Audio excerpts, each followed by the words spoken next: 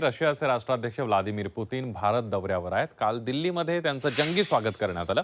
राष्ट्रपती द्रौपदी मुर्मू आणि पंतप्रधान नरेंद्र मोदी यांनी आज पुतीन यांचं राष्ट्रपती भवनामध्ये स्वागत केलं। यावेळेला पुतीन यांना गार्ड ऑफ ऑनर देण्यात आला। तसंच तोफांची सलामीही पुतीन यांना देण्यात आली। त्यानंतर पुतीन यांनी राजघाटावर जाऊन महात्मा गांधी यांना अभिवादन केलं। युक्रेन युद्धानंतर पुतीन यांचा पहिलाच भारत दौरा आहे। पुतीन यांच्या या दौऱ्यामध्ये रशियासोबत 25 करारांवर स्वाक्षरी करण्यात आली।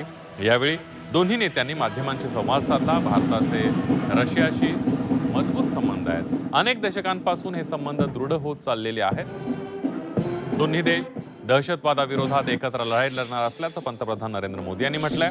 तर रशियाकडून भारताला इंधन पुरवठा केला जाईल असं व्लादिमीर पुतीन यांनी सांगितलं।